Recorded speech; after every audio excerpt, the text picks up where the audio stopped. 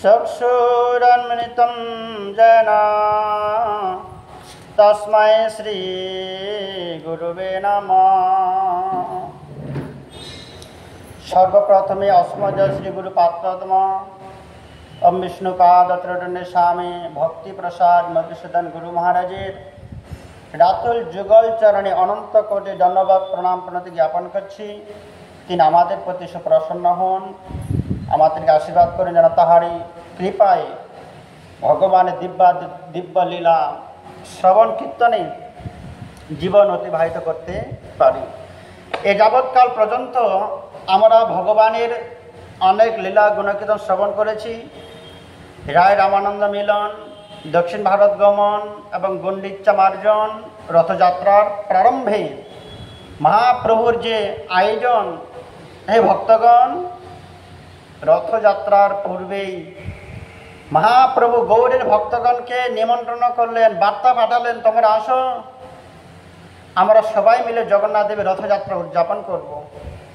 নিত্যানন্দ প্রভু, অদ্বৈত প্রভু, শ্রীবাস আচার্য গদাধর, বাণীনাথ প্রভু এবং কি যত রকমের ভক্তবৃন্দ ছিলেন, সত্যরাজ খান থেকে শুরু করে সবাই এলেন। মহাপ্রভু গুন্ডিচা মার্জন করার পরে সন্ধ্যাবেলায় আলোচনা করলেন।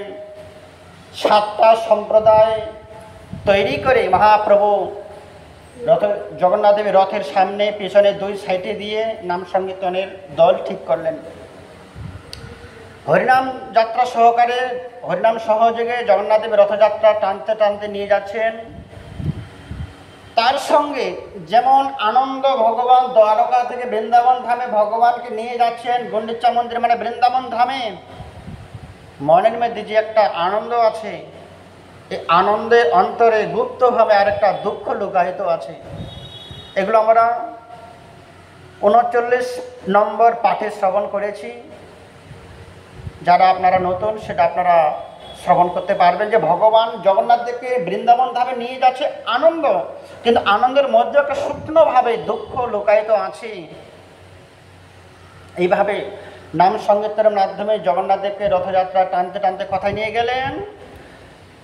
তাহা নৃত্য করে জগন্নাথ অগ্রে আইলা, জগন্নাথ আগে নৃত্য করিতে লাগিলা। মহাপ্রভু কখনো দূরে কখনো কাছে জগন্নাথ দেবের রথের ধারে নৃত্য করছেন, জগন্নাথ দেবকে নৃত্য দর্শন করাচ্ছেন।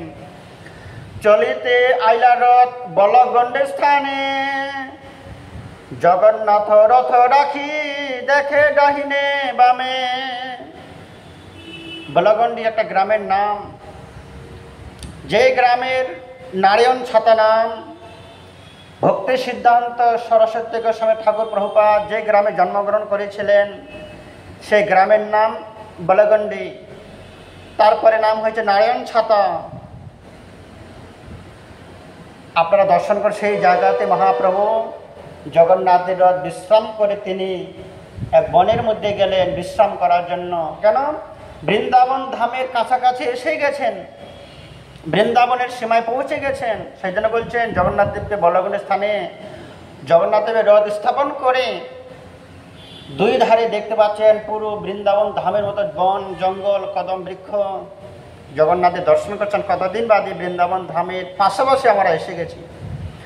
বামে বিপ্রাসন নারিকেল বন, ডাহেনে তো পুষ্পদানে যেন বৃন্দাবন। এত সুন্দর বন জঙ্গল, নারিকেল বাগান, কলা বাগান। আগে নৃত্য করে গৌর লইয়া ভক্তগণ, রথ রাখি জগন্নাথ করেন দর্শন।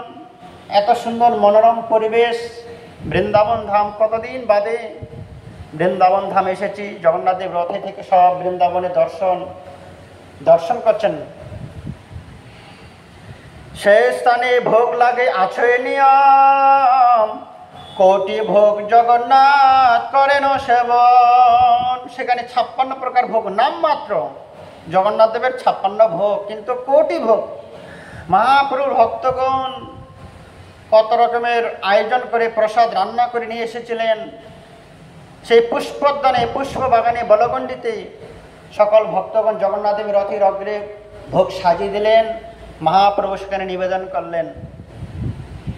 জগন্নাথে ছোট বড় যত ভক্তগণ নিজ নিজ উত্তম ভোগ করে সমর্পণ। ছোট বড় যার যেমন সামর্থ্য ভগবানকে ভোগ নিবেদন করছে সবাই। নানা দেশের দেশি যত যাত্রী কজন নিজ নিজ ভোগ তাহা করে সমর্পণ। ভোগের সময় লোকের মহা ভিড় হইল, নিত্য ছাড়ি মহাপ্রভু উপবনে গেল। এত ভক্তের সমাগম, এত ভিড় দেখে মহাপ্রভু কি করলেন, নিজেকে একটু আড়াল করে বনের ভিতরে গিয়ে প্রবেশ করলেন। ভক্তগণ সবাই দর্শন করুক, সবাই ভগবানকে ভোগ রান্না করে এনেছে, নিবেদন করুক। প্রেমাবেশে মহাপ্রভু উপবন পাইয়া পুষ্পদানে গৃহ পিণ্ডায় রহিলা বসিয়া। আপনজন মনে একাকিত্ব ভাবে আবেগে মহাপ্রভু এক পিণ্ডার উপরে বসে বিশ্রাম করছেন। কেন? নিত্যে পরিশ্রম প্রভুর দেহের ঘন ঘর্ম, সুগন্ধে শীতল বায়ু করেন সেবন। এতক্ষণ ধরে মহাপ্রভু জগন্নাথ দেবের রথের অগ্রে নৃত্য করেছিলেন। নৃত্য করতে করতে ব্রজের ভাবে মা জগন্নাথ দেবের কাছে কিছু অভিযোগ করলেন। আজকে বলগণ্ডিতে জগন্নাথ দেবের রথকে স্থাপন করে নামমাত্র 56 ভোগ, কিন্তু মহাপ্রভু বলছেন কোটি কোটি প্রকার আয়োজন, কোটি কোটি প্রকার ভোগ ভক্তগণ এনেছেন বলগণ্ডিতে উপবন বৃন্দাবনের কিনারে। কিছুক্ষণ পরে আমরা বৃন্দাবনে পৌঁছাবো। সে বলগণ্ডিতে মহাপ্রভু ভোগ লাগাচ্ছেন এবং কি এত লোকের সমাগম দেখে মহাপ্রভু সব ভক্তদেরকে জগন্নাথ দেবকে দর্শন করার সুযোগ করে দেওয়ার জন্য তিনি আলাদা হয়ে গেলেন। তিনি অনেক নৃত্য করেছে বিদায়, খুব ক্লান্ত পরিশ্রান্ত। সেই সুযোগ লাভ করলেন কে? পবনদেব। তিনি সুন্দর মৃদু হাওয়া বাতাস বইতে শুরু করলেন।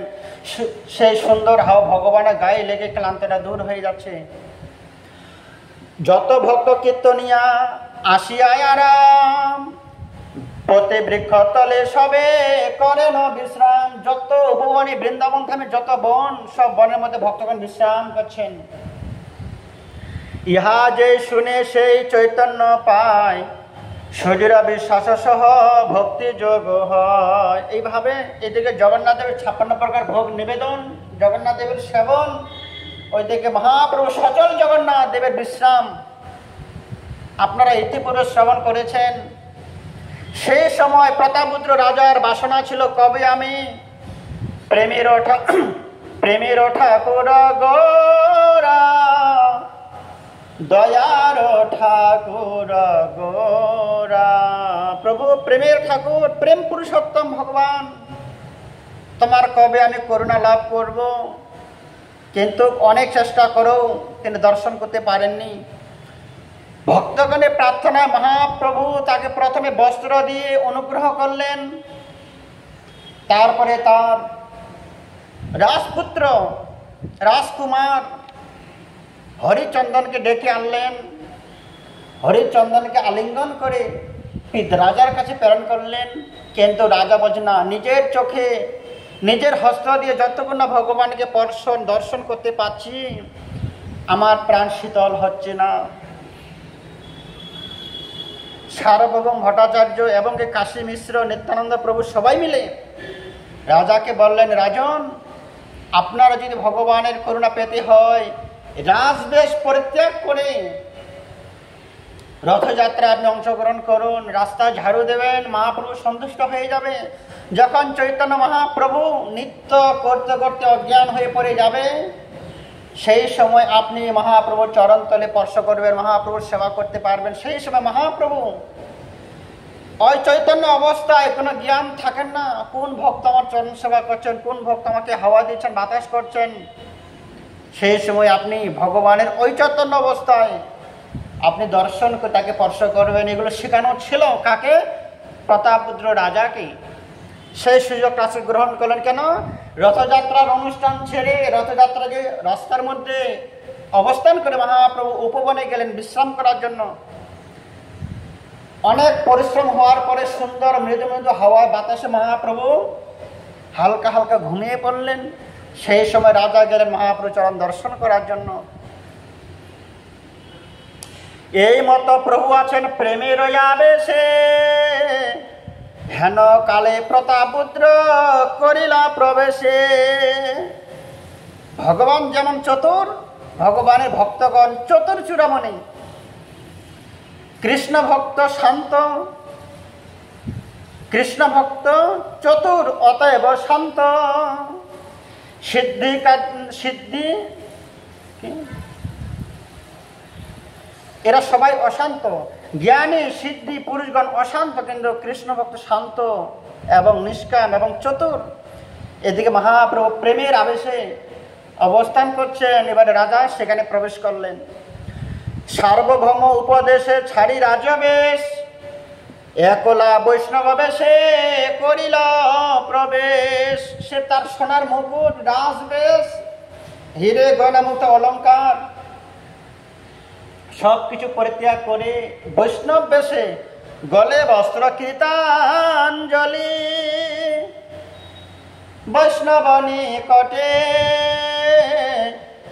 দন্তে তৃণ করি দাঁড়াইব নিষ্কপটে। আজকে রাজা হয়ে রাজবেশ পরিত্যাগ করে বৈষ্ণবের বেশে, গলে বস্ত্র কৃতাঞ্জলি, বৈষ্ণবের বেশ ধারণ করে বৈষ্ণবদের কাছে এলেন। কেন? এই বৈষ্ণবের বেশে কেবল মহাপ্রভুর কৃপা লাভ করা যায়, রাজার বেশে করতে পারেন না। ইতিপূর্বে সাক্ষাৎ বৈকুণ্ঠাধিপতি লক্ষ্মী দেবী তিনিও বৃন্দাবন ধামে গিয়েছিলেন কৃষ্ণের করুণা লাভ করার জন্য, কিন্তু ব্রজবাসীগণ আনুগত্য ছাড়া ভগবান শ্রীকৃষ্ণের করুণা লাভ করা যায় না। লক্ষ্মী দেবী পর্যন্ত ভগবানের করুণা লাভ করতে পারেননি। ঠিক কলিযুগেতেও রাজা প্রতাপপুত্র তার রাজবেশ পরিত্যাগ করে গলবস্ত্র কৃতাঞ্জলি ধুতি পাঞ্জাবি প্রদান করে, নলাটে তিলক অঙ্কন করে বৈষ্ণবের বেশে বৈষ্ণবদের সান্নিধ্যে এলেন।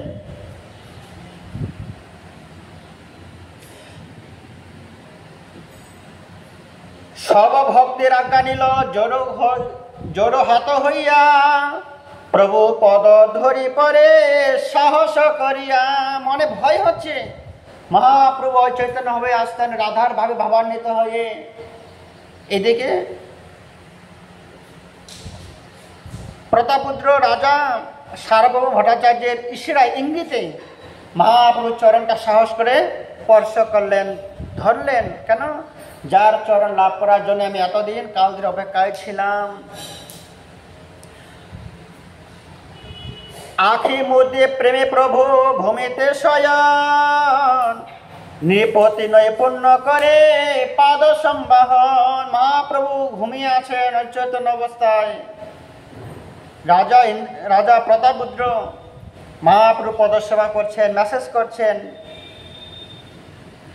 রাসলীলার শ্লোক পড়ি করেন স্তবন, জয়তীর্থেধিকং শ্লোক করে স্তবন। মহাপ্রভুর পদসেবা করতে করতে আজকে ভক্ত ভগবানের সঙ্গে মিলন হয়েছে। কোথায়? বৃন্দাবন ধামে রাসস্থলীতে বংশী বটে। সেখানে সেই রাসস্থলীর জয়তীর্থেধিকং তব কথা মৃতম শ্লোক উচ্চারণ করছেন আর ভগবানের সেবা করছেন।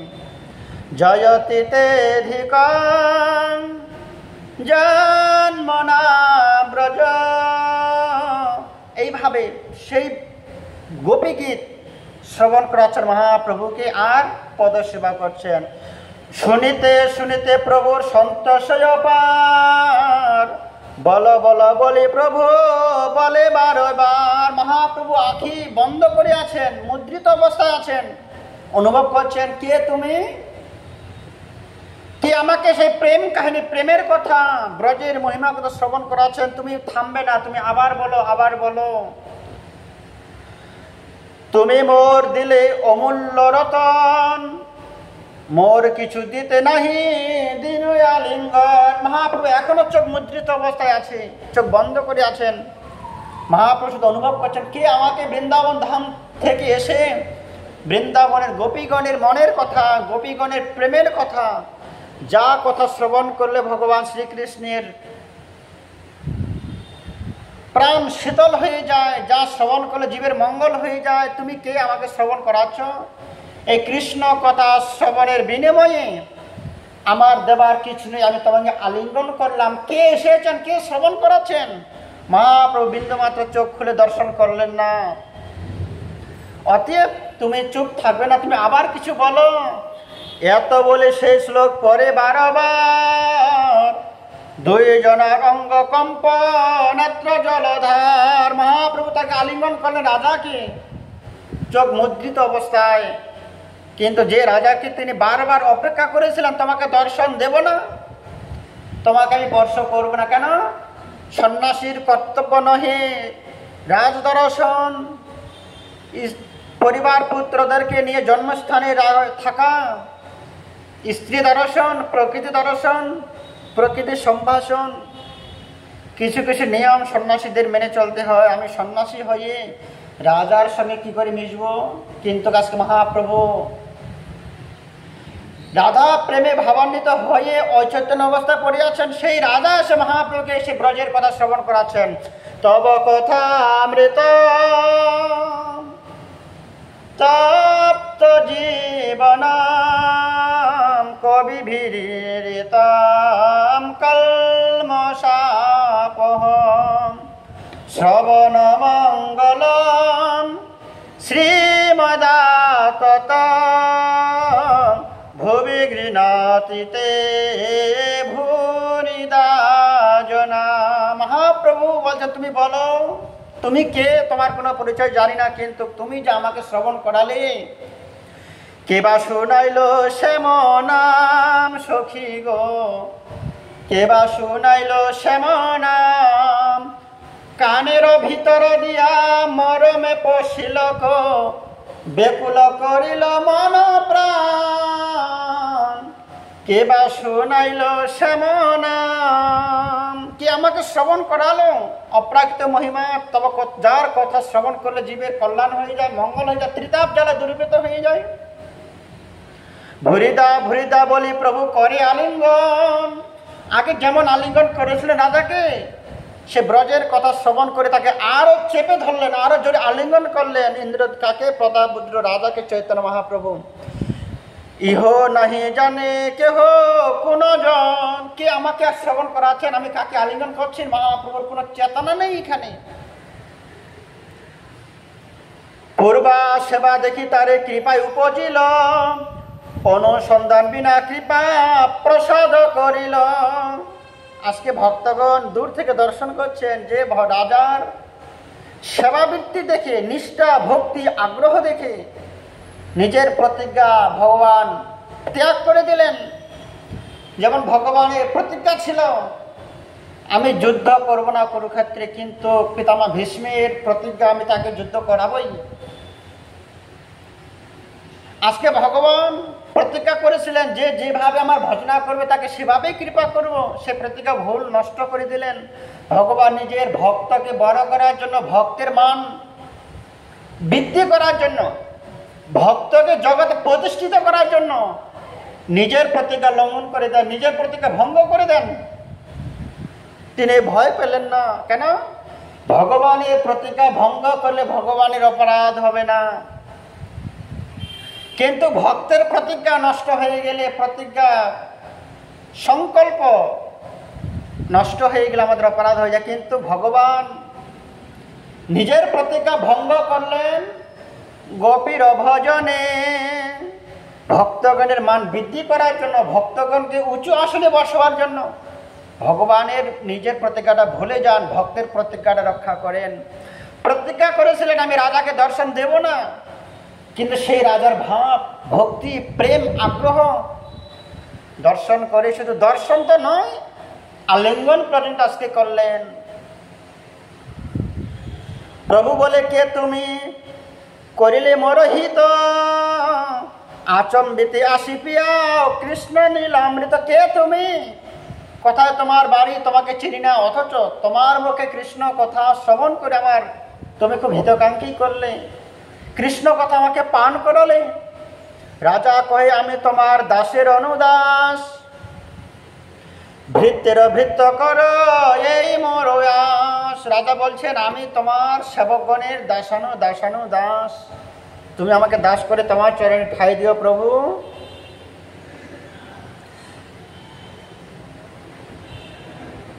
তবে মহাপ্রভু তারে ঐশ্বর্য দেখাইলা, কাহারও না কহিব এই নিষেধ করিলা। তাকে শঙ্খ চক্র গদা পদ্ম ধারণ করে সর্বজ মহাপ্রভু তাকে দর্শন করালেন। কাকে? প্রতাপরুদ্র রাজাকে। রাজন, তোমার প্রেম ভক্তিতে আমি বশ হয়েছি, ঋণী হয়েছি, অতএব আমি তোমাকে আমার সর্বজ মূর্তি দর্শন করতে আমার ঐশ্বর্য ভাব তোমার কাছে প্রকাশ করছি। তুমি কাউকে এইসব কথা বলতে যাবে না, তুমি হৃদয়ে ধারণ করে আস্বাদন করবে, অনুভব করবে, কাউকে তুমি প্রকাশ করবে না কারো কাছে। রাজা কহে জ্ঞান কবু না করল প্রকাশ, অন্তরে সকল জানেন বাহিরে উদাস। মহাপ্রভু রাজার প্রতি এত সন্তুষ্ট হয়েছেন অন্তরে, কিন্তু বাহ্যিকে তাকে উপহাস করলেন, বুঝতে দিলেন না যে আমি তাকে কৃপা করলাম, কিন্তু যারা দর্শন করে তারা দর্শন করলেন। এদিকে ভক্ত ভগবানের মিলন হচ্ছে উপবনে, এদিকে জগন্নাথ দেব রাস্তায় বলগণ্ডিতে অবস্থান করে সকল ভক্তদের হাতের তৈরি করা প্রসাদ, রন্ধন প্রসাদ তিনি সেবন করছেন। প্রতাপরুদ্রের ভাগ্য দেখি ভক্তগণে, রাজারে প্রশংসে সবে আনন্দিত মনে।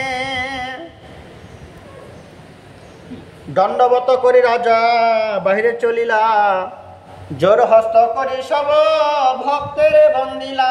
রাজা হয়ে আজকে ভক্ত সেজে ভক্ত হয়ে সকল ভক্তগণের চরণে প্রার্থনা করছেন। তৃণাদ বেশনচন তরুর পৈশনা, অমানি মানদন কীর্তনীয় সদা হরি। ভক্তের লক্ষণ আজকে রাজা হয়ে ভক্তগণের সঙ্গে মিশে গিয়ে সকল ভক্তদেরকে প্রণাম করছেন, নিবেদন করছেন, ভক্ত হয়ে গেছেন। সেই জন্য ভগবান কার? একমাত্র ভক্তের। রাজার ভগবান নয়, কোনো মানুষের ভগবান নয়, ভগবান একমাত্র ভক্তের ভগবান। আজকে রাজা ভক্ত সেজে ভগবানকে লাভ করলেন, ভগবানের আলিঙ্গন লাভ করলেন।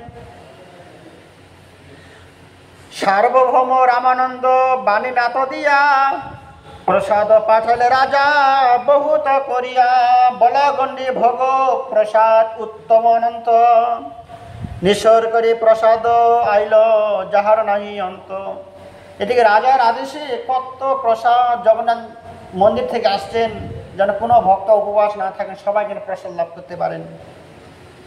ছানা পানা পৈর আম্র নারিকেল কাঁঠাল, নানাবিধ কদলিয়ার বিচতাল। নারঙ্গ ছলাঙ্গ ডাবা কমলা বীজপুর, বাদাম ছোহারা যক্সা পিণ্ড খেজুর। কত রকমের প্রসাদ মিষ্টান্ন পাশ জগন্নাথ দেবের ভোগ হচ্ছে। রাজা সেখান থেকে পাঠিয়েছেন কোথায়? মহাপ্রভুর সেবার জন্য। সেই জন্য বলছে লেম্বু কুল আদি নানা প্রকার আচার। কত প্রকার আচার লিখিতে না পারি প্রসাদ, কত প্রকার, কত রকমের প্রসাদ। সব প্রসাদের নাম জানাও নেই, লিখারও সম্ভব নয়। প্রসাদ পূরিত হইল অন্ত উপবন, দেখিয়া সন্তোষ হইল মহাপ্রভুর মন। সকল ভক্তগণ জগন্নাথের প্রসাদ সেবা করছে, মহাপ্রভু দেখে খুব সন্তুষ্ট হচ্ছে। ভক্তগণ অনেক নৃত্য করেছে জগন্নাথের রথযাত্রা উৎসবেতে, সবাই প্রসাদ পেলেন, প্রসাদে বিশ্রাম করলেন। হ্যাঁ, এই মতো জগন্নাথ করেন ভোজন, এই সুখে মহাপ্রভু জুড়ায় নয়ন। এদিকে ভক্তরা প্রসাদ পাচ্ছে, জগন্নাথ দেব প্রসাদ পাচ্ছে। আজকে বন ভজন অনুষ্ঠান হচ্ছে। জগন্নাথ দেব তার রত্ন সিংহাসন ছেড়ে রাস্তার মধ্যে এসে, উপবনে এসে, নগরে এসে সকল ভক্তদের সঙ্গে একত্রিত হয়ে প্রসাদ সেবা করছেন। ভগবানও প্রসাদ সেবা করছেন, ভক্তরাও ভগবানের প্রসাদ সেবা করছেন। এই হচ্ছে কুলীন ভজন। অতএব আজকে ভক্ত ভগবানের মিলনে ভক্ত ভগবানকে খাওয়াচ্ছেন, সেই অধরামৃত প্রসাদ ভক্তরা সেবা করছেন। কি সুন্দর উপবন! যে ভগবান রাজ সিংহাসনে, রত্নের সিংহাসনে বসে থাকতেন, তিনি আজকে রাস্তায় বেরিয়ে ভক্তগণের সঙ্গে একাকার হয়ে মিশে গেলেন। আমরাও চেষ্টা করব 25শে ডিসেম্বর সে গোপালকে নিয়ে, ভগবানকে নিয়ে পিকনিক অর্থাৎ বনভোজন করব। কোথায়? শেওড়াফুলি নিমাই তীর্থ ঘাটে। ভগবানকে নিয়ে, ভগবানকে গোপালকে মাঝখানটায় বসিয়ে চারিদিকে আমরাও বসে গোপালকে ভোগ লাগাবো, গোপালের সঙ্গে আমরাও বনভোজনের সেবা করতে পারবো গঙ্গার ঘাটে। সুযোগ আসুক, সেই দিনটার আমরা অপেক্ষা করছি। আমরাও ভগবানের মতো, জগন্নাথ দেবের মতো, কৃষ্ণ বলরামের মতো আমরাও ভগবানকে বনভোজন করব। ভগবানের সখায় আমরা রূপান্তরিত হয়ে ভগবানের সঙ্গে আমরা বনভোজন করব। সেই দিনটাতে আমরা অপেক্ষা করছি, আপনারাও অংশগ্রহণ করবেন। কেয়া পত্র দ্রোণী আইলা ভোজা পাতা সাত, এক একজনে 10 জঙা দিল এক পা, কীর্তনিয়া পরিশ্রম জানি গৌর রায়, তা সবারে খাওয়াইতে প্রভুর মন ধায়। মহাপ্রভু নিজের হাতে সেবা করছেন না কেন? কীর্তনিয়াগণ অনেক কীর্তন করেছে, মৃদঙ্গ বাজিয়েছে, নৃত্য করেছে, সবাই ক্লান্ত। মহাপ্রভুকে ডবল ডবল প্রসাদ, বেশি বেশি করে প্রসাদ, অপরন্ত প্রসাদ দিচ্ছেন সেবা করার জন্য। কেন? কিছুক্ষণ বাদে আবার জগন্নাথ দেবকে নিয়ে গুন্ডিচা মন্দিরের দিকে আমাদের পদার্পণ করতে হবে, আবার পরিশ্রম হবে। পাতে পাতে করি ভক্ত গণে বসাইলাম, পরিবেশন করিবারে আপনে লাগিলাম। মহাপ্রভু নিজেই পরিবেশন করছেন, ভক্তদেরকে প্রসাদ বিতরণ করছেন।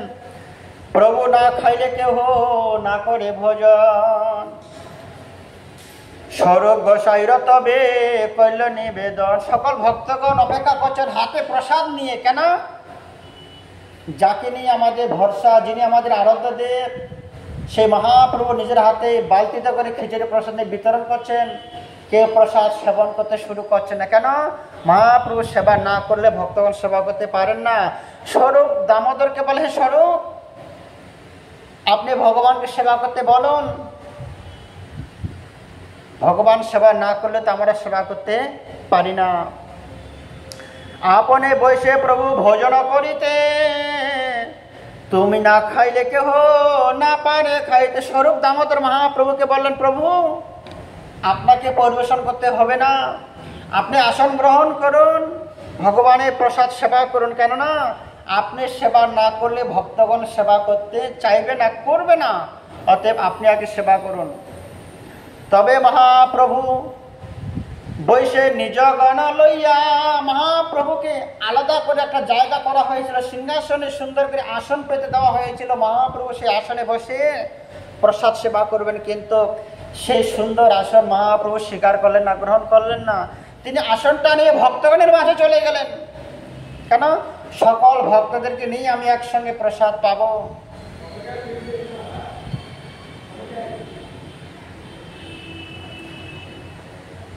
তবে মহাপ্রভু বসে নিজ গণ লইয়া সব ভক্তদের কাছে নিয়ে চলে গেলেন, একাকি আলাদা করে প্রসাদ পেলেন না। কি শিক্ষা আমাদের!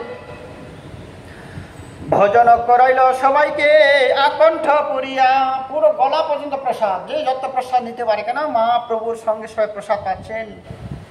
ভোজন করি বসিলা প্রভু করি আশ্রমণ, প্রসাদ উপরিল খায় সহস্র সহস্র সহস্র মানুষ প্রসাদ পাচ্ছি। প্রভুর আজ্ঞায় গোবিন্দ দীনহীনা জনে, দুঃখী কাঙ্গালানি করান ভোজনে। মহাপ্রভু আদেশ করলেন, গোবিন্দ তুমি ভালো করে লক্ষ্য করো, পরিচালনা করো, কেউ যেন প্রসাদ না খেয়ে উপবাসে না থাকে। কীট ক্ষুদ্র পশু পাখি, গরিব দুঃখী কাঙ্গাল সবাই যেন ভগবানের প্রসাদ লাভ করতে পারে। কাঙ্গালের ভজন রঙ্গ দেখি গৌর হরি, হরি বল বলি তারে উপদেশ করি। মহাপ্রভু এত আনন্দ পাচ্ছে, এত সুন্দর প্রসাদ সেবা, কত ভক্তের সঙ্গে একত্রিত হয়ে বনভোজন। হরিবল হরিবল কাঙ্গাল প্রেমে ভাসি যায়, ওই ছেন অদ্ভুত লীলা করে গৌররা। মহাপ্রভু সবাইকে দর্শন করছে, কে কেমন প্রসাদ সেবা করছেন। মহাপ্রভু আনন্দ পাচ্ছেন। ইহা জগন্নাথের রথ চলন সময়, গৌর সবরথ টানি আগে নাই যায়। এইদিকে সময় হয়ে গেছে, জগন্নাথ রথ নিয়ে মাসির বাড়িতে যেতে হবে, গুন্ডিচা মন্দির বৃন্দাবন ধামে যেতে হবে। মহাপ্রভুর আসতে বিলম্ব হওয়ায়, কেন মহাপ্রভু এখানে আরেকটা প্রসাদ বিতরণ অনুষ্ঠান শুরু করে দিয়েছে। ভক্তের সংখ্যা কম, এমন সময় মহাপ্রভুর কানে একটা বার্তা গেল, প্রভু অনেক ভক্তগণ রথ টানতে শুরু করেছে, রথ বিন্দু মাত্র চাকা ঘুরছে না, কি হবে? তোমাকে যেতে হবে, তুমি না গেলে রথ চলবে না। মহাপ্রভুর কর্ণে সে খবরটা গেলেন। টানিতে না পারে গৌর, রথ ছাড়ি দিল, পাত্র মিত্র লইয়া রাজা ব্যগ্র হইয়া গেল। রাজার ক্লান্ত মন, কার? প্রতাপরুদ্র রাজার। হাজার হাজার ভক্ত, এক বিন্দু মাত্র জগন্নাথ দেব রথের চাকা ঘোরাতে পারলো না। জগন্নাথ দেব আর বৃন্দাবনের দিকে যাচ্ছেন না। মহামল্ল গণে দিল রথ চালাইতে, আপনে লাগিল রথ, আপনে লাগিলা রথ, না পারে টানিতে। বড় বড় শক্তিমান পালোয়ান যারা, তাদেরকে এনে দড়ি দিলেন, হাজার টেনে নিয়ে চলে যাচ্ছে, কিন্তু রথ বিন্দু মাত্র চলছে না। সবাইকে বাদ দিয়ে রাজা কয়েক হাজার হাতি নিয়ে এলেন, ঘোড়া নিয়ে এলেন। সে হাতে ঘোড়াগুলোকে রথের দড়িতে লাগানো হলো, কিন্তু হাতিগুলো জগন্নাথ দেবের রথ টানতে পারছেন না। ব্যগ্র হইয়া আনে রাজা মত্ত হাতিগণ, রথ চালাইতে রথ করিল যোজন। মত্ত হস্তি টানে যত তরবল, এক পদ না চলে রথ হইল অচল। বড় বড় হাতিগণ রথ টানতে শুরু করলেন, এক চুল, এক ইঞ্চি, এক বিন্দু মাত্র রথ চলল না। এই কথাটা মহাপ্রভু শ্রবণ করলেন। মহাপ্রভু সেই অনুষ্ঠান ছেড়ে দিয়ে ছুটে এলেন জগন্নাথ দেবের কাছে। জগন্নাথ দেব যাবেন না, হাতি পর্যন্ত রথ টানতে পারল না। শুনে মহাপ্রভু আইলা নিজ গণ লইয়া, মত্ত হস্তি রথ টানে দেখে দাঁড়াইয়া। মহাপ্রভু দাঁড়িয়ে দর্শন করছেন, হাতিগুলো রথ টানছে, কিন্তু টানতে পারছেন না। অঙ্কিশর ঘায়ে হস্তি করে চিৎকার, রথ নাহি চলিল করে হাহাকার। হাতিগুলাকে মারানো হচ্ছে, চিৎকার করছে, রক্তপাত হয়ে যাচ্ছে, মানুষ হাহাকার করছে। ভক্তগণ, কি অন্যায় হলো, কি আমাদের ত্রুটি বিচ্যুতি হয়ে গেল, জগন্নাথ দেব রথ আর গুন্ডিচা মন্দিরের দিকে পদার্পণ করছেন না। তবে মহাপ্রভু সব হস্তি ঘুচাইল। মহাপ্রভু এসে হাতিগুলোকে ছেড়ে দিলেন, ঘোড়াগুলোকে ছেড়ে দিলেন, সকল ভক্তগণকে দড়ি ধরতে বললেন। নিজ গণে রথে কাছি টানিবারে দিল। কাছি মানে দড়ি, ভক্তগণকে দড়িটা দিলেন। আপনে রথেরও পাছে ঠেলে মাথা দিয়া মহাপ্রভু রথের পিছনে গেলেন। রথেতে মস্তক লাগিয়ে মাথা দিয়ে ঠেলতে শুরু করলেন মহাপ্রভু। হর হর করির চলিল ধাইয়া। ভক্তগণ রথ টানছেন, মহাপ্রভু মাথা দিয়ে মস্তক দিয়ে রথটাকে ঠেলছেন, আর রথ হর হর করে যাওয়া শুরু করে দিলেন। যে রথ হাতিগুলো পর্যন্ত নড়াতে পারেনি। ভক্তগণ কাছি হাতে করি মাত্র ধাই, আপনে চলিল রথ টানিতে না যায়। ভক্তগণ শুধু দড়িটা ধরে আছে মাত্র, টানতে হয় না, রথ আপনা থেকে হর হর করে চলে যাচ্ছে। কেন? সচল জগন্নাথ দেব আছেন এখানে। ভগবান যদি নিজে না যায়, কোনো ব্যক্তি ভগবানকে নিয়ে যেতে পারেন না। আনন্দে করে লোক জয় জয় ধ্বনি, জয় জগন্নাথ আর নাহি শুনি। নিমেষে গেল রথ গুন্ডিচার দ্বার, চৈতন্য প্রতাপ দেখি লোকে চমৎকার। তিনি অল্প সময়ের মধ্যে বলকুণ্ডকে কেন্দ্র করে গুন্ডিচা মন্দিরের গেটে চলে গেলেন রথ। চৈতন্য প্রতাপ দেখি লোকে চমৎকার, নিমেষে তো গেল রথ গুন্ডিচার দ্বার। গুন্ডিচা মন্দিরে রথ পৌঁছে গেলেন। জয় গৌরচন্দ্র জয় শ্রীকৃষ্ণ চৈতন্য, এই মতো কোলাহল করে লোক ধন্য। সবাই চৈতন্য মহাপ্রভু জয়ধ্বনি করছেন, কোলাহল শুরু হলো, মহাপ্রভু সবাই প্রণাম করছেন। দেখিয়া প্রতাপরুদ্র পাত্র মিত্র সঙ্গে, প্রভুর মহিমা দেখি প্রেমে ফুলে অঙ্গে সকল পুরীরবাসীগণ, নীলাচলবাসীগণ মহাপ্রভুর মহিমা, মহাপ্রভুর ভগবত প্রকাশ দর্শন করে আলোচনা করতে লাগলেন। পাণ্ডব বিজয় তবে করে সেবকগণে, জগন্নাথ বসিলা গিয়া রাজ্য রত্ন সিংহাসনে, সুভদ্রা বলরাম নিজ সিংহাসনে আইলা, জগন্নাথে স্নান ভোগ করিতে লাগিলা, আঙ্গিনাতে মহাপ্রভু লয়া ভক্তগণ, আনন্দে আরম্ভে কইল নর্তন কীর্তন, আনন্দে মহাপ্রভু প্রেম উথলিল, দেখি সব লোক প্রেম সাগরে ভাসিল, নৃত্য করে সন্ধ্যাকালে আরতি দেখিল, আইটটা আসি প্রভু বিশ্রাম করিল। মহাপ্রভু জগন্নাথ দেবকে সিংহাসনে বসালেন, জগন্নাথ দেবকে স্নান করিয়ে ভোগ লাগালেন, মহাপ্রভু সকল ভক্তদেরকে নৃত্যের মাধ্যমে আরতি দর্শন করলেন।